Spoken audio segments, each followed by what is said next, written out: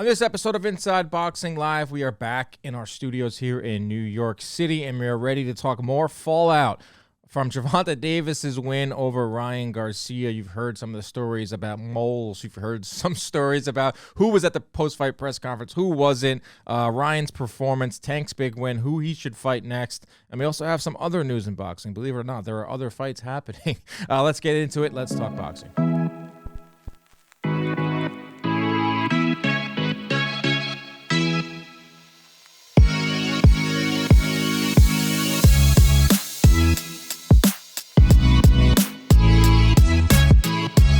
What is up, everybody? Welcome in to another episode of Inside Boxing Live. This is a product of John Boy Media. I am Dan Canobio. I'm just one half of the show. My other half, my better half, Chris Algieri, former 140-pound world champ, looking sharp, looking refreshed. We are back from Vegas. It chewed us up and spit us out. It was a very successful work trip for us. It was a very successful fight night for Tank Davis. How does it feel to be back in sunny Florida, Chris? Feels good, especially after I got a couple days of 10+ hours of sleep because taking a red eye home in the middle of the night was tough. Chris dipped after the fight. He looked at his JetBlue app and was like, yo, I can get on this midnight flight. And then he was gone. Poof, gone. Left me and Dre in the dust. My favorite flight out of Vegas. Saturday nights in Vegas, nothing good happened. So I want to get out clean. I got out clean, but I was very tired the last couple days. You know what you missed? Me and Dre walked around the MGM Grand for like the millionth time of the weekend. Allen Iverson, former NBA great. Nice. On the craps table, multiple craps tables. I don't know. I've never seen this before. He had 3 tables like to himself with like stacks of chips. And he's spreading them out everywhere. We watched him for a solid 20 minutes. So that was the highlight of the post. That's all you missed, really, after the fight. Didn't get into any parties. Didn't get into any mischief. Too tired. Because we're bringing you all sorts of crazy content. I appreciate everyone following along. Our social media is blowing up right now. Inside Boxing Live. Oh, John Boy Boxing on Instagram. Our TikTok. We're TikTok people now. Can you believe that, Chris? I'm astonished myself. I never expected myself to be a TikTok influencer. Dude, our TikTok. Here we are. Inside Boxing Live TikTok. Go follow us if you're not already. Like several millions of views for our takes, for Ryan Garcia videos. It was that type of fight, you know. It was that type of fight. We're gonna start seeing a lot about this fight in terms of the business side now. Pay-per-views are gonna start rolling in. We're gonna hear about that. I'm hearing something like over 1 million pay-per-views for this fight. Would not be shocked by that. I know it did one of the biggest gates in the history of T-Mobile or Vegas to not have to do with Mayweather or a McGregor. And that's true. We were there all weekend. It felt big. A lot of celebrities, a lot of athletes. It felt new. It felt fresh. So that's that. I did go back and rewatch the fight. And I know we did our post-fight podcast, which you do a post-fight pod, but we're very emotional. Like we had literally just watched the fight like 10 minutes before we recorded. I went back and you still weren't sweating from running over to get into the media room. Right, a lot goes into it, but I went back and rewatched it. I know we were giving Ryan Garcia some respect, as he should get. It's nuanced, but he really didn't fight that great of a fight on second watch. Yes, he had Tank. I wouldn't say hurt, but he had him on his back foot. He had moments in that second round. I thought he won the first round. I thought he came out firing that jab. And then he just deviated from the game plan. By his own admission, Chris, he said, I got bored in there. Like, what? You got bored in the biggest fight of your life? What is that about? I watched it again, too. I mean, even that night, I had given him the first round, only the first round. The second round, he won, but he got dropped. So that was an even round in my eyes. I do believe he had Tank at least buzzed in that round. And, he was fighting. I'll give him that, like, throughout. And I said that, the night of the fight. I'm like, I'll tip my hat to him. He was outclassed entirely the entire time. He's not on the same level as Tank in terms of his technical skill, his fundamentals, none of it. And, he was in there fighting. That's pretty much it. So I can tip my hat to that, but because he was completely outgunned. But other than that, it was all Tank Davis. He was definitely fighting. He was definitely in the ring. Definitely had a good first round behind that stiff jab. That seemed to be the game plan from Goosen. Was to establish that range and fire hard jabs and then throw right hooks off of it and eventually throw that left. Did that in the first round. Started to do it a little bit in the second, and that's when he came in with this line that he said he got bored. And what happened the minute he got away from the game plan? He was dropped on his ass. I mean, it's insane. Gervonta Davis didn't throw or land a power shot in this fight until 5 minutes in. And the first power shot Davis threw sent Garcia to the canvas. That's how surgical Davis is, and that's how, if you get off your game plan for 1 second, he makes you pay. But I'll say this. I don't like that Ryan deviated from the game plan that Joe Goosen set in place, and I'm hearing some things that happen afterwards in the locker room that are just wild. I don't like some of the things that Garcia said after the fight. I got bored. I started to go for a knockout. Didn't like that at all. I don't believe the board thing. I believe going for the knockout. I do think he got excited and got clipped, but right, it's verbiage. He says he got bored, yeah. But in reality, he deviated from the game plan. And, he lost discipline. Lost discipline. Perfect. It's discipline. I absolutely hate opening up social media and seeing people clowning him. Dude, what are we doing here? We beg for these guys to take these fights. We want to see these young guys fight, right? Ryan Garcia did everything he could do to make this fight happen. All the stipulations, we've heard them all. And he's still going to get clowned? Like, what's going to motivate these fighters? They are human and they are sensitive, believe me, they are. What's going to, like, if they open up social media and they see, oh, he's a bum, this, that, and the other, he quit, like, what is going to motivate them to fight the best? Because you're supposed to take that challenge. You're supposed to get respect for getting in the ring. And then you open up that and you see those people on there. I mean, it's almost like I see more negative against to him than positive. Yeah, that's a great point, Dan. And I didn't even think of that actually. It's like, what's going to motivate these younger guys where they do actually, I mean, all of us care, but like, listen, I've been on both sides. I've been praised in losses and I've been poo-pooed on wins. I mean, I get it. I've been on both sides. I've been called a bum. I called everything you can under the sun. I think I'm a little bit of a different era than these guys. I don't care as much, you know, when with the negative comments. I'm not a comment reader. It doesn't really, never really affected me all that much. You feel it. It's a twinge, but I don't know. I think these guys, especially a guy like Ryan, who's most of his following is from social media, and he built his platform on that. It's going to be a really hard pill to swallow. And yeah, it's true. What's going to motivate these young guys to step out of the box? Because Ryan did a lot of work to make this fight happen, made a lot of concessions going in. We interviewed De La Hoya, you know, the week of the fight, and he was saying, he's like, listen, Ryan wanted this fight so bad, it made me hard for me to negotiate properly, because he was just like, yeah, to everything.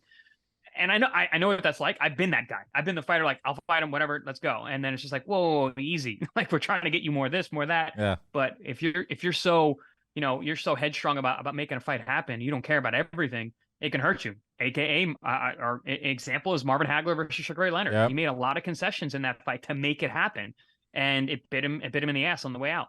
You want to talk about this whole drama that happened afterwards? Oscar not showing up to the presser, B-Hop. Yeah. Oscar puts out a video, says that I had death threats after the fight, so I had my security team told me to get out of there. PBC, I talked to someone at PBC. That's simply not true, because he was at the weigh-in and there was out in the open with people there.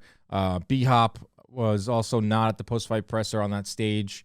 Oscar claims that PBC banned them. I heard from someone from PBC. They said that that's simply not true either.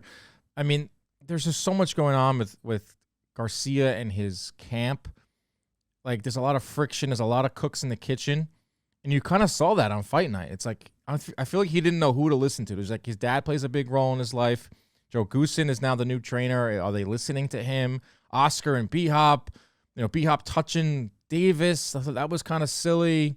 You know, Oscar obviously has all his antics. We're big fans of him, but you can't deny that he is a promoter and he does some interesting things out there. I just feel like there's a lot swirling around Garcia for the biggest fight of his life. And we kind of saw that he was not even close on the same level physically, and it seems like mentally he was off too. He was definitely unprepared for this fight, and that was obvious. And this is, again, I'm tipping my hat to looking at the positive side. Is, you know, the kid went out swinging. You know, he didn't. I mean, I know people are saying a lot about him, whatever, in terms of, like you said, they're clowning him, but I don't know, man. He was unprepared for this fight.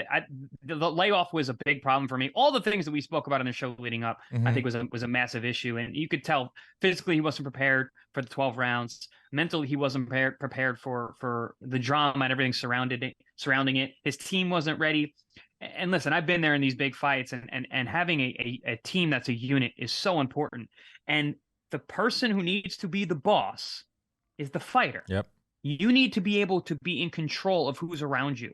And it just doesn't seem like Ryan has taken the helm of the ship that is the Ryan Garcia, brand. Destroyer brand. Exactly. It's like it's too many cooks in the kitchen, like you said.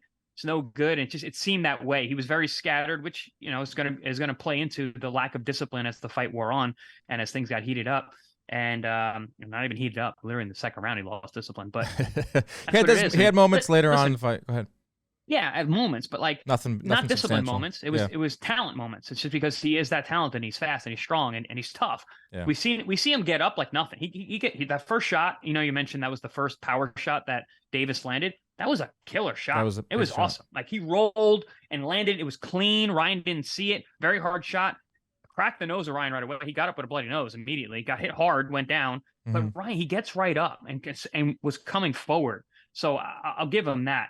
I mean that shot strategically on his style was not smart. That shot would have stopped a lot of guys. I mean, we've seen Ryan down twice, right? It was Luke Campbell, and he got back up and he won the fight. Like I was shocked how he got up and he got up quick too, and he was able to fight on. Obviously, not the same extent. I feel like that second round knockdown was the end of the fight for him because he stopped throwing with conviction until about the sixth round.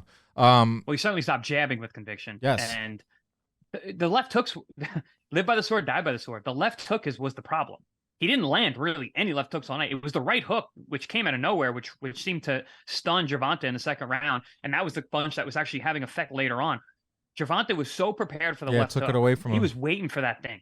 He's like, hey, throw it. I have the counter to it. I'm going to roll it, and you're open because that's the way you are. He's always open. He throws a left hook, and he's got his arm out here. He's got his chin way up in the air. Boom. And Gervonta was just waiting for that shot. Live by the sword, die by the sword. And for Ryan, that is that left hook. Davis is so good, man. He's now clearly the guy. We'll get to him too. I know we're opening with a lot of Garcia, but that's a big part of the storylines. Quickly, the spy stuff.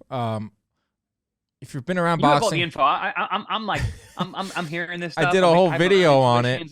And then you have all the info. This is why we're perfect. I did a whole video on it, like examining it, and like everyone here at the office was so locked into this fight. Not boxing fans, so locked into the spy storyline because it's very juicy, like I said in the video I made. But like you've heard of this happen before. Like it's a small community, especially with the sparring, and you mix in the fact like Tom Brown was the lead promoter of this fight, and he works with Gervonta. His brother-in-law is Joe Goosen. Like that just shows you how close a lot of these fighters and like these communities are. Like things were shared. I'm not saying that it was shared between Joe and Tom Brown, but like apparently Ryan Garcia got hit to the body in camp in sparring, got hurt by a Mongolian fighter with a very hard name to pronounce. And he was not 100% heading into the fight, and he just so happened to lose from a body shot. Is that why he lost the fight? No, he didn't lose the fight because of the spy, but like there definitely was. Like Garcia confirmed it. But can you touch on like chatter that goes on in sparring? Yeah, I mean it happens. It happens at all levels. I remember vividly, and a lot of it goes with betting. Because a lot of those spies are really for that. They're for the betting odds. Because that happened to me when I was fighting Rustam Provannikov. I think when I opened, I was like 15 or 16 to 1. And then as we got closer, the odds just got closer and closer because people were coming to watch me spar in camp. And sparring partners were talking about how good I was looking, how many guys I was lumping up in the gyms. And also Rustam was the opposite. He was having a lot of trouble training against taller, longer guys who were boxing. So it was back and forth. I mean, it's not so much it was spies, but it was no secret about what was happening in the gyms. And that gets out. And that's a lot of times why the betting lines in Vegas are different than what you might suspect. Because there's moles on both sides who are listening and figuring out. And listen, sparring partners, man, a little extra money. A lot of times right? they'll divulge. Why not? I mean, life of a sparring partner is tough. Right? Any money you can get. To spar the man and you're getting paid, and you're not getting paid a ton. So yeah, it's one of those things, man. This is the art of war. Can we squash? It's not just X's and O's. Can we squash the fact that like he lost the fight because of the spy? Because that's the problem with this fight of this magnitude. There were so many new eyeballs on the sport, which I think is great. Like people that have never usually watched boxing tuned into this fight, And it was like a perfect storm because we see that delayed reaction knockdown, and that's just going to be like, oh, he took, he just ate the punch, or it was I'm trying to say, it was, like the rigged or whatever. Like there was plenty Yeah. of that because there was all these new eyeballs on the sport. Yeah, but new eyeballs have no idea how body shots work. Right. No one knows how body shots work when it comes to that. But that's like one problem with this, with a fight of this magnitude. But it's just had a lot of things going in there. But let's squash the fact that like the spy had nothing to do with like Gervonta throwing that punch at that time. Like that was always part of his game plan. It was like, I'm gonna hammer to the body. He's one of the best body punchers in the sport. If you listen to our show, then you're not surprised at how this fight went in terms of styles and what happened. Like you talk about time how aggressive Ryan is or has become as of late. He wasn't always that way. I think he was at his best when he was actually boxing off his back foot and countering guys with his speed and his ability to pull the trigger. As of late, he's walking guys down and being super aggressive, which is exactly what he did against Tank. He had some success then because Tank starts so slow. And this was a prototypical, very typical Tank Davis fight. That was the archetype of how he always fights. He starts super slow. He analyzed. He actually started quicker this time, I think, because he had to. But he works the body, works his way in on taller guys. He's a good counter. He's a great counter puncher. He doesn't throw a lot of punches, but he's extremely precise, and he's got power in both hands. Crazy. And he showed that. And Ryan's not good at exchanging. That's why I don't like him being so aggressive. He's a good counter puncher, uses that speed. In exchanges, there's just way too many gaps and holes in his fundamentals when he throws, which we saw both times. He got hit while throwing on both knockdowns. Got hit while throwing with the left hand upstairs that dropped him. Again, like you said, man, his ability to get up that fast was very impressive. Body shots are different. He got hit. If you watch that again, he got hit while throwing. Ryan's one of those guys, similar to Amir Khan. They're so fast. They're so offensive minded. If you look at that, Ryan's actually throwing with both hands at the same time. He's throwing bang, bang. Yeah. Like it's both hands have left the defensive posture looking for offense, and he gets cracked with a shot. Didn't see in the middle of a punch, which always hurts the most. And the way liver shots work, delayed reaction is a very real thing. I mean, it's literally you're striking an organ. It attacks your nervous system. It's not like a normal punch. It's not like getting a wind back out of you. It's not like falling on your back and being like we were when you were a little kid. Very, very different when you get cracked in the liver. Yeah, good point. I'm shocked by some of the people that are coming out and saying that he quit. Chavez I think a lot of that comes from people just not really liking Ryan. Right? I think a lot of it seems like there's a lot of extra venom on what some of these boxing people are coming out with. I think people are a little upset with him because his ability to jump the line because of his social media platform, some of the things he's been saying leading up to the fight, some of the things he said after the fight. It's not everybody likes a pretty boy, so I think there's a lot of extra venom attached to Ryan Garcia that maybe really isn't warranted. Right. The new school or the old school boxing guard is perplexed by some of the things we saw this weekend. No belts on the line, social media followings, all that and the other. To put a button on the Ryan Garcia talk before we move over to Tank, he says he's moving to 140 now. Probably won't see him for several months. Probably going to see him in there with a soft touch, like a Mercedo Hesta type, like a Fortuna type. I went over to the Golden Boy. That's not that soft. But you know what I mean? Soft. Like, someone that is going to stand in front of him, someone where he can get some confidence. Went over to the Golden Boy website to look at the roster. Not many 140-pounders hunt their roster. They have Jojo Diaz, who has lost several fights in a row. He's pretty much a lightweight. I don't think he'll fight him. They'll find someone for him to get in there with, but this is a big-time fighter. I mean, this is a guy that is part of a pay-per-view that that's going to do close to 1 million buys. Like, would you favor him over any of the top 140-pounders right now? Like, I'll go through a list right now, and you tell me if you would favor Ryan Garcia over them. Josh Taylor? No. Teofimo? I like that fight, but not for a little bit. Subriel Matias? No. Regis Prograis? No. Here's an interesting one. Jose Ramirez. Right now, no. Close. I think it would be a very close odds. Jack Catterall. I still favor Ramirez. Jack Catterall. That fight could make sense. Yep. Gary Antoine Russell. I don't know enough about him yet. Honestly, I haven't seen him. Hard. He hits real hard. He's good. I mean, that post-off fight was impressive. I think he has 100% knockout rate. Yeah. I don't know. That's a question mark. Barboza. I like that one. He doesn't hit hard and kind of We'll He's stand and big when he's trade. there. Big. He throws a lot of punches too, so there's going to be openings for Ryan's counters. The thing about Ryan is he needs to go back to the drawing board. He needs to work on his fundamentals a lot. Yeah. So Does he have time to do that? If he doesn't make those changes, he cannot beat any of these guys, let alone these top guys. How about this, Chris? Rolly Romero versus Ryan Garcia. Great fight. Think of the build-up for that. Great fight, and I think Ryan can win. The build-up would be hilarious. I like a fight with Chon Zepeda too. Chon Zepeda, yeah. I mean, he's got to get back in the win column. Didn't he fight again since his last loss? Yeah. He's pretty active. He's always going to be fighting. I'm sure they'll find someone for him to fight in his next fight. But after that, like, you got to go for some of these big guys at 140. And, I mean, I just ran through, like, some of, like, the top 8 or 9. Like, Rolly's fighting. The crazy thing is Rolly's probably going to be a world champion by the time Ryan's ready to fight him. So that's very true. He's no longer fighting Albert Puello. He popped PEDs. I think he's fighting, who was it? Israel Barrasso? I just butchered his name. Who is older than me, I think. That's old. Yeah. Yeah, exactly. I thought Puello was gonna beat Rolly. I mean, he's slick enough. He's tall. He's long. Yeah. I don't. And Rolly is one of those guys. I was watching his fight with Tank, and yeah, he did well. He was very physical. He is very physical, but like in terms of his body type, I don't see him packing on any more muscle to go to 140. He looked probably as strong as he's going to get at 35. I mean, he's filled in. He didn't look thin at 35, so I don't know how 40 is really going to suit him. Yeah, Ryan Rolly fight, I think, would do numbers. I think it would be like it would do great on social media and inside the ring. 2 powerful guys, 2 guys that come forward, not the most technical guys. That could be kind of fun. It's probably down the line. Obviously, Rolly's with PBC. It's another mess.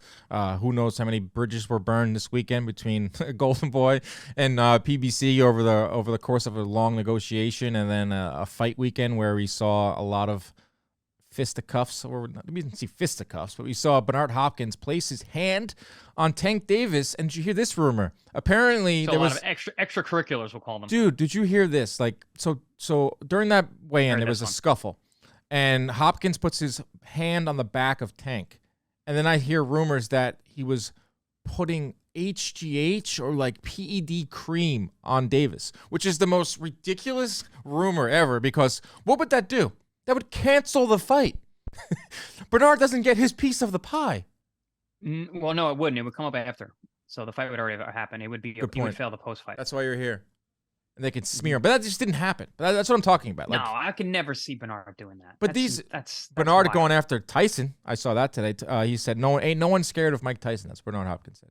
I just didn't like I like Hopkins a lot. I just didn't like him like inserting himself so much into this. Like, your time is done, like Tank said. Like, you're a legend, but like, don't insert yourself into the middle of this. Yeah, it was weird that he was even on that side of the dais in order to even touch Tank or to get involved. Right. I'm not sure. Because listen, every one of us knew that there was going to be some form of shoving match at that weigh-in. We knew that we were going to the weigh-in for that. Too bad we couldn't bet on that. There. No, of course. that was definitely happening. So I don't know why Bernard would put himself in harm's way, because you never know with there's huge security guards on either side, and they're going to jump in immediately. Nothing is going to get done between the fighters. Nobody gets hurt there. It's when the melee happens in between to separate everybody that people get hurt, and that's not a good place for Bernard or anyone to be. It was just strange that he was on that side. Yeah. Not a great look or a great move from the Hall of Famer. But listen, man, testosterone. Sometimes you're used to being the big show. So yeah. Well, my point being is, like, there was, like, obviously they made the fight, but I feel like there was some damage to be done, whether it was Oscar claiming there was death threats or, claiming that Hopkins was banned from the post-fight, and who knows if we'll ever see these crossover fights that we want to see. Another point being is, like, all those 140-pounders that I named, like, none of them are with Golden Boy. A couple are with Matchroom, and I guess there's some synergy between Matchroom, Golden Boy, and DAZN all fighting on the same thing. Oh, speaking of DAZN, did you see this? DAZN had a major issue on Fight Night. They got flooded because a lot of people were ordering the pay-per-view through DAZN because it was $20 cheaper if you had a subscription. And people were getting charged 6-7 times and not able to see the fight. Oh boy. That's bad. That's real bad. And listen, and on the tail of them upping the price, Yeah. and then all these technical issues, bad look. And then That's a bad look. And next week, 2 weeks, is Canelo on pay-per-view, which a lot of fans aren't happy that it's on pay-per-view. That's not good. They got to make good on that. These fight fans pay their hard-earned money. They fork over that money. They're taken advantage of a lot to begin with, and then on fight night, you can't even see the biggest fight of the year, and you get charged 6-7 times. Like, some guy posted his receipt. It was like 99, 99, 99, all down the line. Crazy. It looked like my bank account. I was in Vegas. My statements. But they expense them here, John. We did give away one pay-per-view. You mean your ATM bill? Yeah, that's what it looked like. Withdrawal. We did give away one pay-per-view, one free pay-per-view to Rachel H. She sent us a screenshot, so I hope she enjoyed the fight night. We certainly did. So let's get over to Tank. He's the man now. He is the man. The face of boxing is now being tossed around. Where do you stand on this? I'm more of a faces of boxing guy. So who's on your faces of boxing? 'Cause I think Tank is definitely one of them. Like my Mount Rushmore of the current guys. I mean, I'm going with Canelo. Okay. Of course, he's the money train. So you gotta have. We always have one. He's like the golden boy. That was like the Sugar Ray Leonard, the Oscar De La Hoya, the Floyd Mayweather, now the Canelo. And we're coming to the close of the Canelo era, and we're waiting for who the next guy is going to be. Tank is knocking on that door, though, baby. Woo! Is he on your Mount super Rushmore? High on him fight night. Has to be. Yeah. Has to be. For something like this, I mean, in terms of the popularity, undefeated, such a high knockout percentage, he's got to be up there. And the draw, I mean, the between ticket sales, pay-per-view numbers, yeah, absolutely. I mean, listen, to be the face of boxing, you've got to have money. You know, like, it doesn't matter if you can beat everybody. It's like Bubu Andrade at one time probably could beat everybody in the world, but there was no money there, so you're not going to have him as the face of boxing. It's not possible. So who are your other two? Tank. What's that? Who are your other two? Where are we at? Right now, you got Canelo and Tank, which I agree with. That's on mine. Canelo and Tank. I'm trying to think who the other big money draws are. I mean, Triple G would have been there a couple years ago. Definitely not anymore. Tyson Fury? Tyson Fury, absolutely. Heavyweights are different. Yeah, probably Tyson Fury, and I mean, again, it was 6 months ago. It would have been Anthony Joshua, but see, the fourth for me, like, so far, our three are in line. I have Canelo. Tank belongs on it. Until Canelo falls off a complete cliff, we're about to see him fill a full stadium in Mexico. He's the guy, regardless of loss to a Bivol. He's earned that spot for sure. Tank is 100% on that on this list of faces of boxing. Tyson Fury is probably the best heavyweight. He is the best heavyweight in the world, whether you like his antics or not. He sells tickets, and he's a very recognizable face. The fourth one, I think, is really tough. There's a lot of guys out there. Anthony Joshua sells a lot of tickets. There's the Devin Haney's of the world, Spence Crawford, but they just don't fight enough. 160 is a barren wasteland. 175, Bivol and Beterbiev aren't exactly marketable, even though they're really good. So I think the fourth is Naoya Inoue. You have to have some representation over that's the Pacific. He's huge in Japan. You got to think outside of just the U.S. It's a global sport. He sells out arenas there. He is a god amongst men in Japan. I think the fourth guy right now is very debatable, but I think it's Inoue. I'm not sure about the numbers of him, but that came to my thought too, because he is that good, and two, I mean, if he draws the numbers out there the way that you're alluding to, then yeah. But I'm just not sure about the numbers in terms of that. But otherwise, I mean, I still might have Anthony Joshua. Yeah, he's just that dude, man. And I think he is just a money making machine. Everyone around him makes money when he fights, and that's part of what being the face of boxing is. This is entertainment. This is a money making sport. So yeah, I think you and I our top three are definitely it. But that fourth one, tough. Could be Joshua. Could be Inoue. I don't know if I can have a little guy being over a big guy. Well, how about this? Like, a lot of these guys that we saw this weekend, I ran into Errol Spence, and he assured me that the fight was happening with Crawford. No big deal. It's breaking news in the lobby of the MGM. But like I think a lot of these guys, like Spence Crawford, like Charlo was in attendance. Haney is obviously very hungry for big fights. Teofimo, like, they probably saw this event and was like, I want that attention. Like, I want some of that. Yeah. So let me get on the face of boxing list. Let me find my biggest contemporary out there, biggest opponent, and I want to fight in these big fights in Vegas with my face everywhere and the whole world transfixed on the fight. Well, this fight showed you that you need a dance partner, Yep. right? Because neither one of these guys gets this attention without fighting each other. And you mentioned three names: Crawford, Spence, Haney. Any one of those guys can be on the Mount Rushmore of boxing right now Hmm. as the face of boxing with a big fight. I mean, obviously we've got Spence and Crawford. They fight each other. The winner of that, right on that, he's on there. Could be number one. Then Haney beats Loma, and then he beats Tank right there. Yep. I think it's going to take more than beating Loma to be like a crossover star, but he beats Tank, It's on his way. takes his spot. Definitely, he's on his way already. But if he beats Loma, because Loma, I think, has a lot of eyes from the outside sport, but I think a lot of people also are looking at him like he's a little long in the tooth. Yeah. And hasn't been that active recently. But you beat Loma, that definitely gets people perked. Now you beat Tank, who we do both have on that face of boxing discussion. Boom, you're now there. So yeah, that's the thing, man. It's boxing. It's what have you done for me lately? Everyone's one fight away from being, the man or Yeah. or a bum. Unfortunately, It's crazy, man. That's what people say. It's such a week-to-week sport. Yeah, I follow it like crazy, and I'm still like, once this fight's over, I'm forgetting about it. But this one got some staying power. This Tank Ryan fight. There's so much ramifications, and it got me thinking about the next mega fight.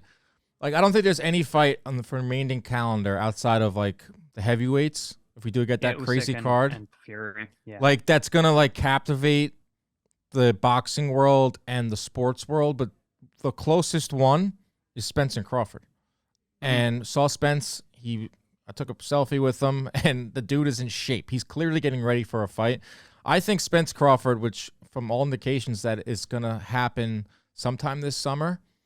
From everything Espinosa's saying, that's the next big one. I think that's the one that can get people excited. Even if it's a few years late, they're still at the top of their game. They're still 1-2 in pound-for-pound list, 1-2 definitely in the welterweight division. I think that's the next big one that we're going to be at. I think that's the next big one that fans can get excited about. It's not going to have the same crossover effect that Ryan and Gervonta did, because I think that was just a perfect storm. But it's still the next biggest one that I'm excited for. Yeah, and that one's going to pull in casuals. It's so Tank and Ryan, they pulled in hardcore boxing fans because we love Tank. Everyone loves Tank, who's a real boxing fan. Ryan posed a danger. We wanted to see that. It pulled in the casuals because you can't not hear about these two guys and them each other fighting. And then it pulled in like TikTokers and kids who want to see Ryan. So that was a little different fight with Spence and Crawford. You're looking at hardcore boxing fans, obviously, but then you're also like the casuals, because everyone talks about, every barbershop conversation has Crawford and Spence in it. So there's gonna be a massive draw for that fight as well. Not quite like this one because of the outside of the boxing world eyes that got brought in, but marketed the right way, that fight's gonna do big numbers too. You know why it's going to be a little bit different than Ryan and Tank? The traditionalists will say that this is a better fight, and I agree with them. This is 1 versus 2. Oh, yeah. This is for all the belts at welterweight. This is the most prestigious division in boxing outside of heavyweight. Like, the one thing I guess that was missing from Tank Ryan is like no one really believed that Garcia was on the same level as a Tank. Like, obviously Tank's elite. Spence Crawford, you're talking about two elites. You're talking about the two best of this generation. We're going to figure out who is the best welterweight in the world. So it has that going for it, where it might not have the crossover appeal for, some kids here in the office, but damn, we're going to figure out who's the best welterweight of the last 10 years. I'm getting myself worked into a lather. Are we going to get this fight? Damn it. Are we going to get it? I want that big fight feel again. I want to go back to Vegas with Algieri in his tight pants. We were talking about the powerful drug that is boxing. You should have seen our guy Dan this weekend. He was like a kid in a candy shop. I mean, he was buzzing all weekend long. How are you feeling? How are you? Dude, I'm together sick yet? Because you must have been shot. I'm Nerves. a sicko, bro. I love really boxing. I really love boxing to like a crazy degree. I think it's because I've been around it my whole life, and I've been going to big fights. It's like my world. It really is. It's kind of sad because it gives and it takes away, and it disappoints you a lot. But this one I've been looking forward to for so long, and to be able to be sent there by John Boy Media and to make great content with you and make great content for the fans. Like, you're right. I was literally like levitating at certain points of the weekend. I'm glad you were able to see that. Oh yeah, absolutely. I enjoy it. I know I've talked to a lot of fans too, and they agree. With me, with my assessment of you, like you're so in love with this sport, and unlike fighters, you're not bitter. you don't have you don't have the scars that we have. Like every fighter you talk to, I don't care how prolific their career was, we all have deep-seated scars from the sport because it's a nasty mistress. It's I literally get it, bro. boxing is the nastiest woman I've ever dated. And Chris Algieri's dated a lot of women. Definitely the meanest, definitely the nastiest. You don't have that bitterness, and it's cool to see. You know why? Quickly, it's innocent. No one wants to hear about this. I grew up. My dad created CompuBox, so we never had to really deal with the nastiness of the sport.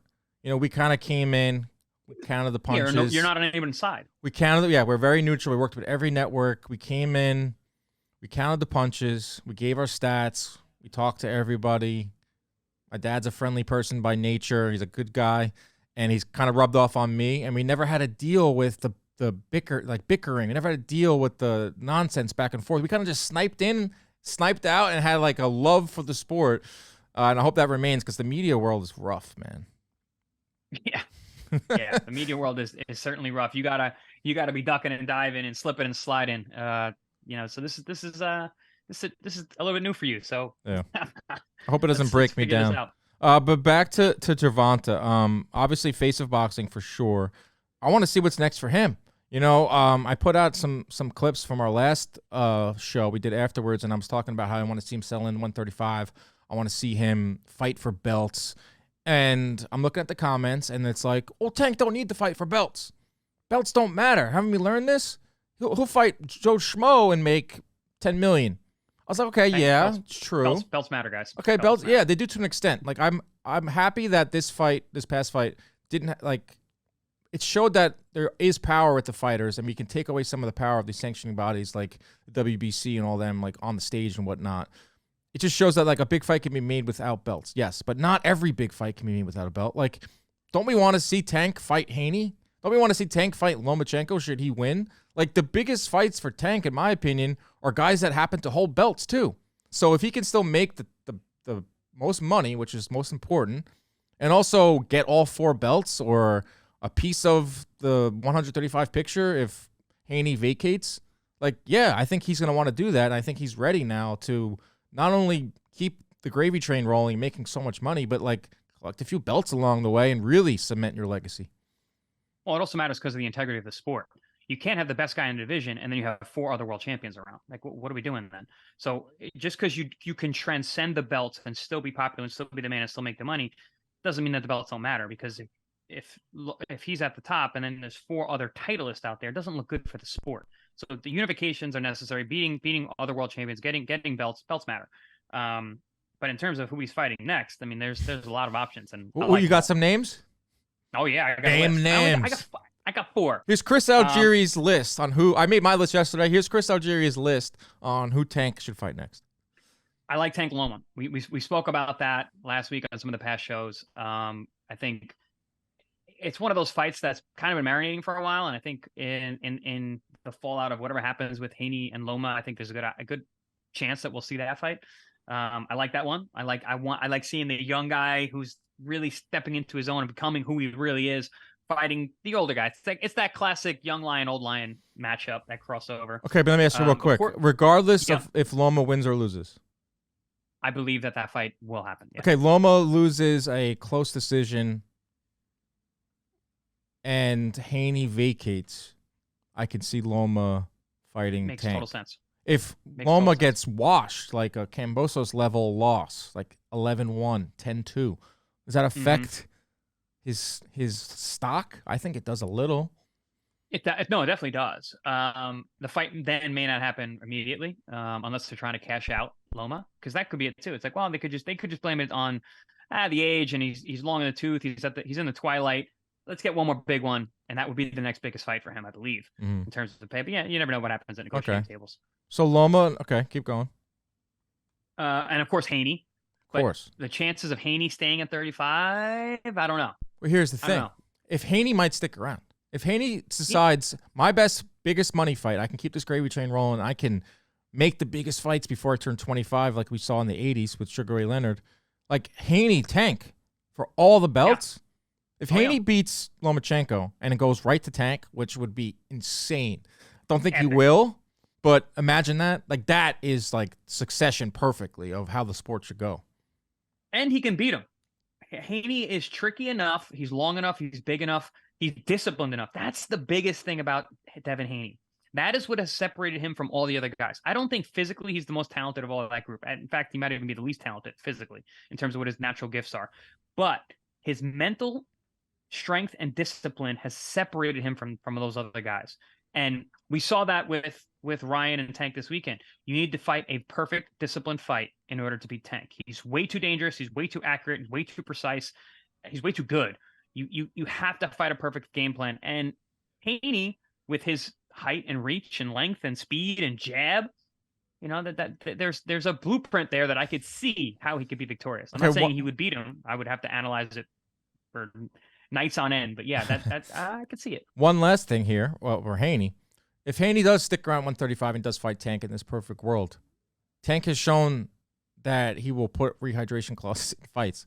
Haney won't do that. Haney said he will not do that. Haney is just as big as Ryan. He need to, yeah. He won't need to. It's interesting because Tank is clearly the A side. He's got the negotiating power, but Haney has all the belts. That is an interesting negotiation because who's going to win that negotiation? Like, Tank will maybe ask for the rehydration clause. Maybe he won't. I'm just assuming. That's an interesting aspect of that whole fight. Should Haney decide I'm going to stay at 135 and get my big fight with Tank? Next fight I want to see. A little bit out left field. Rematch with Cruz. I left that one off mine. So we got a healthy Tank who is coming into his own. Isaac Cruz makes for fun fights. He throws lots of punches. He's probably gonna come out to an early lead because Tank is a slow starter. But what does he do with two healthy hands now? kind of puts that past fight to rest if it goes the way that most people would think it would, or we really see that Isaac Cruz is the goods and his style doesn't match up well for Tank. I like it. I honestly think this has a very likelihood of happening because he's with the PBC. It's an in-house fight. It's a rematch. You have narratives built in. I would not be shocked to see Isaac Cruz, and it seems like he's moving. He's turning down fights with Shakur. He's turning down fights with Kambosos. Turning down a lot of fights, Cruz, because I think he's waiting for that. It's not Tank, is now Canelo. He's literally waiting around like we see guys do with Canelo, like for Tank. Yeah. I mean, we spoke about him on the podcast before. It's kind of interesting what the route that his team is taking. But what are you gonna do? And then Tank Shakur. I'm very bullish on Shakur Stevenson as being, I think, the tip-top guy. I don't know if I'm not necessarily want to see it right away because I think Shakur needs a little bit more seasoning, but his style, man, I think he can beat anybody. But if there's a time for Tank to kind of take advantage of the younger guy, doing a la Trinidad David Reed or Trinidad, Fernando Vargas or a la Floyd Canelo, yeah. Yeah, Floyd Canelo. This could be a good time for Tank to try and get that fight, try and get at him early. Not so sure that that's a very plausible matchup, but I like it.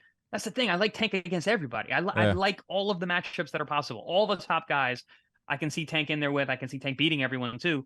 But they're very competitive fights, and I like that. I left Cruz off of my top 5 for Tank because we saw it, but I do think it might happen. I had William Zepeda on mine. The guy that's fighting this weekend. Fun fight. Who set the lightweight record for punches thrown in a fight, 1,536. Like, will he throw that many against Gervonta? Probably not, but I like to see it. Yeah. Actually, he probably will, and he'll come out to a 5-0 lead and then get knocked out. Getting starched the second half of the fight. Frank Martin. Frank Martin, again, another guy needs more seasoning. I really like Frank. I was really impressed with him when he beat the kid who looked like Ali. Michel Rivera. Yeah. I was very impressed with him. And remember, we were talking about that fight, and I actually picked Martin. I had a feeling Martin was just a little more physical, a little sharper, a little more disciplined, and he showed that night he fought a brilliant fight. So, yeah, I mean, good fight, but it's like, I don't know. I would like to see him develop a little more, get some big fights. He is older, though. Because it's not just about your skill set, as we saw from Ryan. He wasn't ready for the show. Yeah. Well, Frank Martin's 28. Away from a guy's performance. Frank Martin's 28 years old. Not that matters because it's your age and your development could be two different things. Yeah. He's with PBC. If he's offered the fight next, you tell he's going to take it. Of course. 100%. He's a hungry guy. Absolutely, of course. Yeah, so that's something I would put that in the same boat as Isaac Cruz because it's a PBC fight, and they're so much easier to make. But going back to Stevenson, it's not the best fight on the list, but it's very intriguing. plausible. I mean, it's not the worst. Like I kind of rather see Frank Martin over Cruz because it's new blood. New. Yep. Speaking of Shakur, he was interviewed somewhere today and said, "I love that fight with Gervonta. I think that's the biggest and best fight in boxing. I'm ready right now, but he's the A side. He can pick and choose. He's at the Floyd Mayweather point. He's got that level, that leverage now, so it's all up to him." I love that statement. I love Shakur Stevenson in and out of the ring. Yeah. I think he's just the best. We are very pro Shakur on this podcast. Yeah, he is. I think his development has been perfect. I think his skill set, what he brings to the table, answers like that shows that he's wise beyond his years. And yeah, man. I mean, he's very true to himself, and he's very true to what he is. So yeah. I can appreciate that. The reason I think Stevenson Tank is the fight we're going to build towards, and I do agree. Like the seasoning, I do agree with the seasoning. Like fans may mistake that for more marinating and things we've been annoyed with as fans, but he's got one fight at 135 under his belt. Like he's just now growing into his body and also growing into his stardom. Like he had 10,000, I think, at Prudential, which is a really good number in New Jersey. Like Top Rank's not going to put him in there with Tank next, and Tank is not going to want to get in there with Shakur next. Like we're going to build towards this fight, and also another reason is because Shakur's going to stick at 135 for a few more years. Like Tank is a small guy. He's like a 130 pounder in a 135 pound like body, if that even makes sense. But like Tank, I'm only looking at Tank against lightweights for the next two years. And Stevenson is going to stay around at lightweight. Haney is not long for 135. So like by process of elimination, like, and also I think it's just going to be a great fight between, Tank lands the most power shots of any fighter today, and Stevenson gets hit with the least amount of power shots of any fighter today. Like right there, that's like power versus defense. Like boom, give me that fight. Like if everything was perfect in the world. Yeah, but that's also one of those fights that can be a dud. When you get a great defender against someone who is he's very precise, but he's not busy. We could see a lot of posturing and looking at each other. But the difference with Tank is like a lot of his fights are duds until he erases them. Until he blasts you out. Yeah. Right. And that's what's shared all over the place, and that's what makes fans happy at the end of the day. If they order the pay-per-view, if they, dished out money to be there. Like, that's what we were saying in the last show. Like, the difference between him and Floyd, and I'm talking money Mayweather Floyd, not Pretty Boy Floyd. Pretty Boy Floyd was knocking everybody out. But once he got hand issues, once he started, up in the competition, fighting De La Hoya. Moving up in weight, too. Right, moving up in weight, fighting De La Hoya, fighting... The run he went on. Castillo was the first real trouble that he had. Yeah. But that, and then, Carlos Hernandez gave him trouble because the hands, that's when the hands really started to be a problem. Yeah. That was pretty much what I was meant by that statement. It was like the difference between Tank and Floyd is that Tank will give you knockouts, and he might not be as much buyer's remorse from casual fans when it comes to pay-per-views because the fight might create a highlight. Right. The fight might not be great for the first 5 rounds, but you're leaving saying, "Holy shit, did you see that Tank Davis knockout? Did you see?" And you're going to see it across social media. Yep. Like you're going to see TikTok. The shot. Yeah. We're TikTok guys now. All right, we'll end the show with this. I cannot believe this. I just got a text. I actually heard about this for a while now. I knew it was in motion, but now that it's actually being reported, you're going to laugh so hard when you hear this, Chris. Floyd Mayweather will fight John Gotti III in an exhibition match. Come on. I heard about this months ago because my brother Nick runs a MMA promotion on Long Island. I've called. Wait, this is John Gotti from Long Island. Yes. Yeah, I have called John 10. Boy. I called 10 of John Gotti's amateur MMA fights. I interviewed him for TMZ with his dad. Like, spent time with him and his dad. I heard rumblings of this fight last year. He was sparring Collazo for his last fight last weekend when I called. He did fight one. He has a couple boxing fights under his belt. Like he fought like Star Boxing or something. I think he has 2. Or CES or something. Star Boxing here on Long Island East Coast. He's fighting Floyd Mayweather in an exhibition. Why? How? Like obviously the Somehow buildup is like name, there must be something to do with the name. I guess people think that's this sport, man, is out of control. no. That's one way to make some money. A couple tens of John thousands of Gotti, dollars for your third fight. the grandson of the notorious mobster, to fight Floyd Mayweather in an exhibition. You know, Hey man, use what you got. You got a name, use it. good for him. Make some dough. He's a great right? kid. That's good what kid. I said. That's the fastest way to make big money in your third fight. He's a good kid. He's not like the Gottis that you saw in that show, like Growing Up Gotti. No, he's a great kid. Those are his cousins. This guy is so quiet, like very respectful. He's been in the gym for a decade. Yeah, he's a great MMA fighter. He's gonna get cash a check now from Floyd, which is great for him. That's nuts. I was actually about to put together a short for our social media about the night that George Foreman fought 5 guys in one night. Do you remember that? I don't remember that, but I mean, I know about it, but I never saw anything about it. I was reading up on the details of it. Like it was the fight. What is this? Remember Diggstown?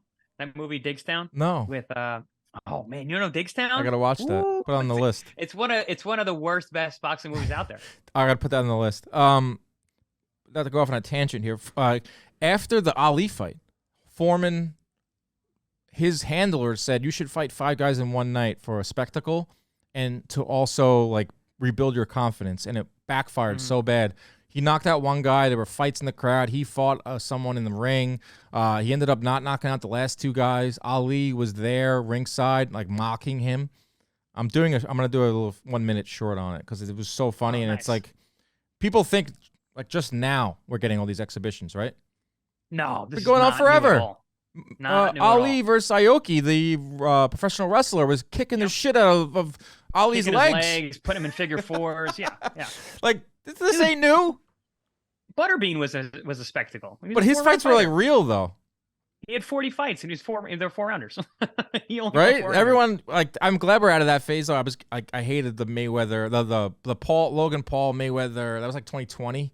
Like when the sport was still like kind of in COVID and we couldn't make the biggest fights. Like we saw a lot of those exhibitions, and when my friends didn't understand it, or they were hitting me up, or were like, "What's going on with boxing?" I'm like, dude, this has been going on forever. Like literally going on since the 70s. Like it's a spectacle. It's a circus.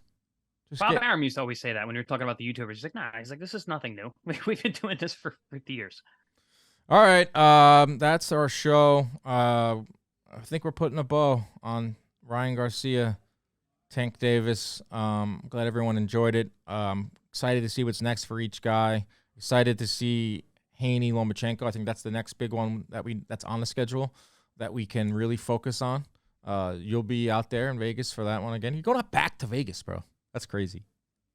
Yeah, it's not my favorite place, but I end up there a lot every year. So. It's work though. It's always work. I will never book a trip to Vegas for fun. No, I never do either. It's either like wedding, bachelor party, or boxing. I've never been like, oh, I'm gonna go to Vegas and drink for 3 days and gamble and breathe in that oxygen they pump into the. Yeah. Well, I go hiking when I go there a lot. So there is that, and the spas and the hotels are amazing. So there's other things to do in Vegas besides the strip. Were you an Entourage fan?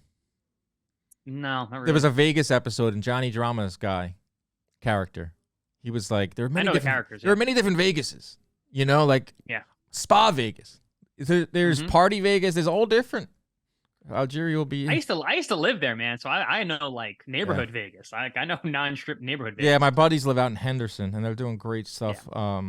Real estate. Last thing. Where you're playing slots at the bar. Yeah, exactly. According to Adam Stern, I don't know who this guy is, but he is reporting. Oh, he's a fight reporter for SBJ, which is Sports Business Journal. 1.2 million pay-per-view buys for Tank Garcia. Whoa! Wow. $22 million gate, which is the awesome. 5th biggest gate in Nevada fighting history. The lights have just went off in here, which means we should wrap up. But I said this fight would do over $1 million with Ryan Garcia in one of my interviews, and I was laughed at. You did, and then you reneged and you said over 500,000. I know, I went back. But I said this fight could do over $1 million with Ryan Garcia after his last fight in L.A. Laughed at. Who's laughing now? I don't know. I don't get any of this money from them, but no. Good place to end it. Boxing is on a high note. Yes, we love it. As always, folks, protect yourselves at all times. Stay out of those DMs. They're turning the lights off in the studio. We're out.